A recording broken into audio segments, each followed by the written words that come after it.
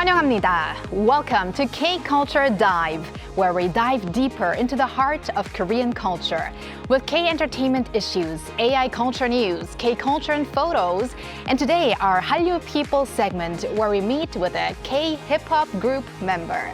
And I'm your host, Kwon So-ah. Let's dive in. Joining us this Wednesday is my co-host, Walter Lee. Hello, Walter. Hello, Soa, and hello to our viewers at home. I'm Walter Lee, here to co-host alongside Soa and give you also the latest in Korean entertainment. All right, Walter, let's kick off with K-Enter News, and we're going to start with K-pop Demon Hunters. The animated movie is continuing to racking up awards. So Yes. Which one are we talking about? Well, usually we talk about the music side of things a lot, but this time I want to concentrate more on the voice acting category. So Arden Cho took home the Best Voice Acting Award at the 53rd Annie Awards. Now, the awards given out by the Los Angeles branch of the International Animated Film Association are often called the Oscars of animation world. So K-pop Demon Hunters, where Cho voices the very fierce and fearless Rumi, dominated the weekend with ceremony in Los Angeles. Now, the film emerged as the night's biggest winner, sweeping in an impressive 10 awards. Now, these are including Best Feature, Best Director, Best Visual Effects, Best Character Design, Best Music, and Best Production Design. Now, proving its power in both critically and commercially. Now, in her acceptance speech, Cho shared that how honored she was to be recognized at the Annie Awards, calling it a true privilege to bring Rumi to life, a character who confronts every crisis head-on with courage and heart as well. Right, congratulations once more. And next up, Walter, we're going to talk about a big movie here in Korea. I'd say the biggest one this year so far. Yes, this one is the biggest so far. We've talked about it already quite a lot, and that is director Chang Hang-jun's latest historical drama, The King's Warden. And it's proving to be a big box office powerhouse, officially surpassing 6 million movie-goers. So according to distributor Showbox on Monday, the film crossed the 6 million mark on its 20th day in theaters, a milestone achieved even faster than the 2005 historical blockbuster, The King and the Clown. Now, The King and the Clown took 29 days to reach the same benchmark and ultimately went on to receive around 10.51 million viewers nationwide. Let's hope that The King's Warden does even better. Now, The King's Warden has topped the weekend charts for the third consecutive weeks and held the #1 spot overall for 11 straight days as well. Well, the last time I checked, it was already at 6.21 million. So let's see how long the popularity will last. Yes. And last but not least, we're going to talk about a K-drama that's taking the world by storm. Indeed it is. So yes, the Korean thriller series, The Art of Sarah, has officially climbed to #1 among the non-English shows on Netflix worldwide. Now, starring Shin Hye-sun, the gripping crime drama became the most watched non-English series globally last week. According to Netflix's official site Tadam, the show pulled in an impressive 10 million views. The momentum has been truly international. The Art of Sarah topped the charts in 33 countries, including South Korea, Japan, Thailand, Indonesia, Vietnam, Mexico, Colombia, Egypt, and Nigeria, proving its cross-border appeal. Now, the series actually follows a woman who builds a luxury brand under a false identity, only to find herself caught in a high-stakes pursuit packed with twists and psychological tension. Now, alongside Shin Hye-sun, the drama also stars Lee Jun-hyuk, adding even more star power to the must-watch thriller drama series. Maybe the Korean viewers are more familiar with the Korean title Lady Dua. Yes. And I've heard so many good things about it, so I think I'm going to start watching it today. Yes. Well, thank you very much, Walter, for those updates, and stick around. Will do. And now let's move on to our AI anchor, Arang, for more on the culture front. Arang, take it away. Thanks, Swa. Here's your AI guide to the latest cultural headlines from Korea. Let's begin with our top story. K-pop continues to draw the strongest global attention among all Korean wave. or Hallyu categories. According to the government's 2025 Global Hallyu Trends Analysis Report, K-pop accounted for the largest share of overseas media coverage of Hallyu-related content across all regions. Among K-pop artists, Blackpink ranked first in overall media buzz with more than 14% share, followed by BTS in third place with over 7% and New Jeans in ninth with 3%. The analysis was jointly conducted by the Culture Ministry and Korea Culture Information Service Agency, aggregating some 1.5 million Hallyu-related data, including 4 media articles published between October 2024 and September last year from 30 countries. The Culture Ministry and the Korea Creative Content Agency will invest a record 19.8 billion won, or roughly $14 million this year to support local AI content production. The funding will be used to help small and mid-sized companies with AI-based content production capabilities enter the market and expand their businesses, while promoting joint growth through cooperation between large firms and smaller players. The two institutions also plan to support the production of content deemed globally competitive by applying advanced AI technologies. An AI content festival is set to be held in the second half of the year to showcase the results of the support program. BTS's comeback set for March 21st in Gwanghwamun Square has also put a spotlight on the cultural events scheduled at the Sejong Center for the Performing Arts, located near the venue. Sejong Center has announced it will not hold any theater or musical performances on the day, but will proceed as planned with its art exhibitions. Earlier, the production company of the musical Anna Karenina also said that it would cancel its performance, citing concerns over audience safety and possible impact on performance quality. Police estimate that up to 260,000 people could gather in Gwanghwamun to witness the release of BTS's fifth full-length album firsthand. That's all from me. Turning now to a quick look at more K-culture stories making headlines today.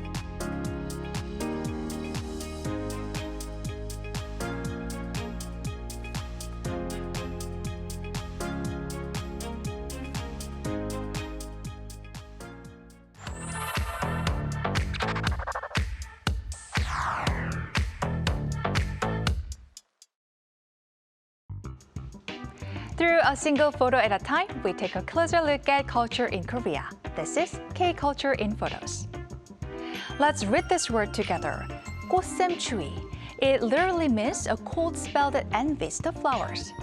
It's the time of year when we are ready to welcome spring, when the air feels milder for a moment, and then suddenly winter comes rushing back. The wind turns sharp again and people tighten their light jackets, shoulders slightly hunched as they walk down the street. In these photos, you can see women wrapping their spring coats closer around them, caught between seasons, dressed for warmth but hoping for sunshine. And yet, despite the chill, spring flowers still bloom. People pause to take photos. Even dogs on their daily walk stop and linger beneath the blossoms. No matter how stubborn the cold may be, spring always finds its way in the end. Let's take a look at this. You see the vessels cutting through the waves, engines roaring, heading toward open waters. On Monday morning in Busan, 16 large drift net fleets set sail all at once, belonging to the fishing cooperative responsible for more than 80% of Korea's mackerel catch. Then, look closer. The boats are arranged almost like a formation at sea, working together as one. And in the next frame, an overwhelming haul of mackerel rises in the nets. But before the catch, there is something else. Here you see Tiben Nori, a traditional ritual where fishermen pray for safety and a full catch. The sea is approached with respect, hope, and wishes for protection. Look at this crowded place. This is outside the National Museum of Korea. Students gather in groups, chatting excitedly, waiting for the doors to open. Some even call it an open run, rushing in as soon as the museum opens. And inside, the exhibition halls are just as full. Families, young visitors, and history enthusiasts move slowly from display to display, drawn by the story of Admiral Lee Sun-shin, one of Korea's most respected historical figures. Here, visitors and the head of the National Museum pose to celebrate the exhibition's remarkable popularity. In another image, we see a page from 난중일기, Admiral Yi's war diary, handwritten reflections that bring history close. And then, something unexpected. The museum shop is filled with creative Lee Sun-shin goods, from baby hats shaped like his helmet to wine stuffers. And we also see the badges and even neckties inspired by his sword. And these photos show that history isn't just remembered, it's reinterpreted and embraced by a new generation. Two girls peek playfully through a classroom window, smiling brightly. And down the hall, a young girl stands with her father, curious and excited, looking into the classroom where she will soon begin a new chapter. Now, holding hands, they walk the corridor in search of their names on the door. And inside, it's a mix of nerves and excitement, a high five with a teacher. Here, you can see a small bouquet of congratulations and finally, a brave wave from their desk without mom and dad beside them. In a country where falling birth rates mean fewer students each year, these moments feel even more precious. And now, some Seoul families are choosing something different. Rural study programs that allow children to learn in smaller countryside schools, reconnecting education with community and nature. Because sometimes the first step into school can also be a step toward a new way of growing up.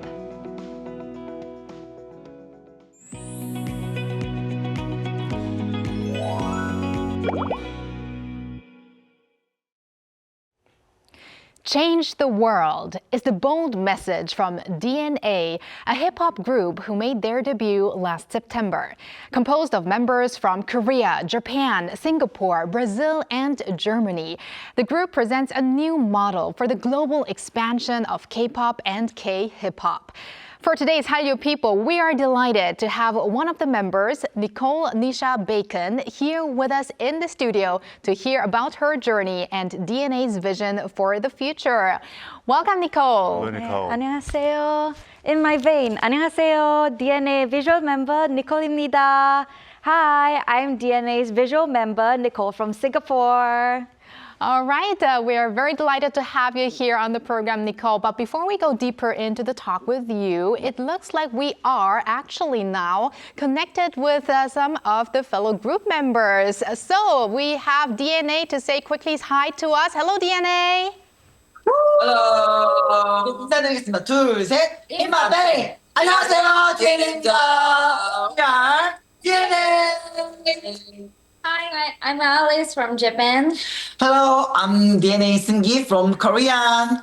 Hello, I'm DNA Mariam from Germany. Hello, I'm DNA Rafael from Brazil. Yes, we are DNA, a global K-pop group, and we made our debut in 2025, 3rd of September, with our debut song called Change the World, and we will have our comeback soon. Yeah. Very, very soon. All right, looking forward to that comeback, and what a great energy. Now back to the studio, Nicole. Yes. Now your members did already introduce your group a little bit, but is there something you want to add to that? And also, how long did you guys prepare for that debut? Yes, so for DNA, the name came about our company's senior boy group, Dustin. So that's D. And my girl group, Nui, which is N. So Dustin, Nui, Assemble, that's DNA. Yeah, so that's how we came about. And we started our training from January after I auditioned with like 100 people. And then it got cut down and 20 people came to Korea. And then we had tests. So from there, we managed to make our debut. Wow, fantastic. And Nicole, I heard you recently won an award. First off, congratulations. Can you tell us more about that? Yes, so we managed to receive the K-pop Hip Hop Awards for the Global K-pop Co-ed Group. And it's a very famous award because many artists were present there. And we were selected to receive the award, so we were very grateful for that. And it seems that K-pop and hip-hop influencers are the trend these days. So I hope that people around the world will continue to show their love for this trend and support us. All right, what a meaningful award. Congrats one more you. time, Nicole, and to DNA. And okay, so let's talk about your debut slogan, which is also your title song name, Change the World. What does this meaning carry, and what is the team's overall vision or goal? So change the world, like the title of the song, it means that change starts with us. So we want to talk about breaking the limits and breaking the stereotypes that have been set in place in this industry.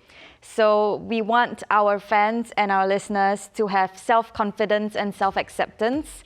And sending a bold message like this through global K-pop, we hope that we can make our fans have their own choice, make their own difference, and we will be able to change the world for the better and have everyone be confident with themselves. That's nice. And now, Nicole, let's talk a little bit about you and your role within the group. I mean, you did mention you're the visual of the group, but tell us more. So I'm the visual member, and I also do rap and vocal. So I'm an all-rounder. And our group has a kind of special system where we don't just focus on the boys doing boy choreography and the girls doing girl choreography. So for myself, I specialize more on the male choreography side because it's more powerful and energetic.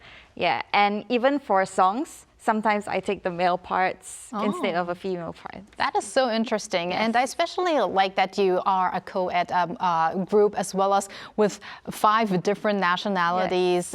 And that makes it even easier to switch your parts here and there and experiment more, I guess. Yeah, and I think it also gives us the ability to one day mix our languages into the song. So it's more global. Great. Right, Wow.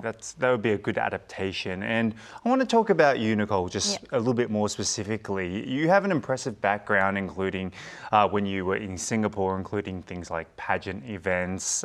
Can you tell us more about your titles and achievements and what led you to pursue a career in Korea?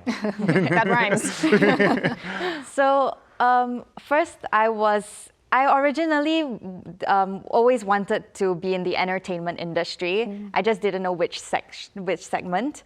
So my friend's mom actually told me to get into pageants and just try it for fun. So I went to try one in Singapore, and I managed to earn the Miss Singapore Tourism title. And I went on to represent Singapore in Miss Tourism International. And after that, I also went to take part in Miss Global City with, if I'm not wrong, 30 other countries. And I managed to receive 3rd place for Miss Global City. Yeah, and from there, I wanted to go into K-pop because I love to dance and I also love songwriting. So I thought, why not, combine both, singing, dancing? And since K-pop does that, it was a really good choice for me to get into this. And so I tried to audition to multiple companies and managed to get selected by one. Wow. And yeah, I'm really thankful that I managed to make my dream come true. Wow, and now you're here. Yeah. And I mean, in Korea, actually, they also have a lot of pageant events that are becoming very global. So maybe you could also try out one in Korea if you haven't yet. I haven't yet, but I hope I can one day. Yes, you probably could. And now let's talk more about your debut song or your representative song. What is it about? Tell us a bit about maybe the lyrics and also the choreography. Yeah, so in our chorus for Change the World, we repeat the word change many, many times to emphasize, that we want the change for people to change themselves, not to follow the standard, but to follow what their heart desires, make a bold statement globally. And so we have this point in our choreography. Oh, so can you it show goes, us? Change, Oh, okay, change. let's do this together. Like a gun. Okay, so change, change, change. Change, change, change, change, change. Oh. Yeah. It's You kind got of it, Walter? confusing. I think so. I don't think they're going to need me as the next member, but If you need an Australian member. Yeah. we need an Australian member. Can expand our global group. Good idea. All right. Anything else you want to add about the song? Yeah, so we hope that whoever listens to our song, can feel inspired by our lyrics and, make the change for themselves so we can change the world for the better one step at a time. As music is like a universal language. Yeah. It has no boundaries, no barriers. So I feel like our song's message will be able to be spread throughout the world, and I hope it does. A great Me too. message indeed. Exactly. So, as a rookie group, what kind of inspiration do you draw from your, let's say, senior K-pop artists and who are currently leading the global market? Are there any inspirations coming from them? Yeah, so I think the main inspiration that myself or like other rookie groups would draw from our senior groups is the passion and the energy. When you watch them on stage, they have such great energy and a good command of the stage. And I hope that I will be able to learn from them and to also have this kind of effects on the stage, so that people, when they see our group, they'll be like, wow, this is, they get the shocked feeling. Yeah. I mean, we can already feel your energy here in a new studio, but on stage, or probably it's going to be even more huge. But Nicole, what are DNA's aspirations? Do you have any specific goals you would like to share with us? I think I can speak on behalf of my group that we want to, of course, make our comeback, for our comeback to be bigger. And we also want to go for more music shows and go for more awards and festivals. And I also hope that I can return here with my members one day so that we can all be in the studio together and talk more about our comeback or global groups. Okay, and also it's a similar question, but your debut message, Change the World. What kind of legacy does DNA ultimately want to leave in the K-pop industry? Yeah, for the K-pop industry, I think DNA we want to leave the message to be yourself, be confident, and we also want to let people know that we don't have to follow the specific trends that are taking place in the K-pop industry.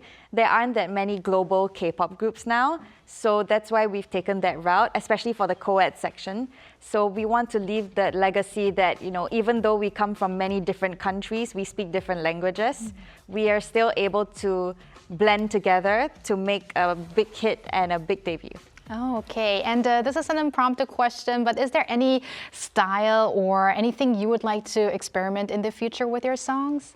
So I think I want to try a more like funk style or EDM style. But for our comeback, we are doing a stronger energetic style than Change the World. And even though Change the World is already really strong, this comeback song is going to be topping that. It's going over the limit. Wow, I am so much looking forward to that. And also, I liked your previous idea of mixing all of your languages inside the lyrics as well, because these days, I mean, we see, for instance, in the songs of K-pop Demon Hunters, people around the world love to have these little Korean lines inside the English song. So why not have all of your guys' different languages mixed inside your next song? So thank you very much, Nicole, for being here with us today and sharing your story, and say hi to your members again when you go back to them. All right, thank you very much. Thank you, Nicole. And thank you, Walter, as always. We're going to have you back here on Friday, right? Indeed, you are. All right. Thanks for watching and your interest in everything K-culture. Please tune in again tomorrow, 2 p.m. Korea time. Keep diving.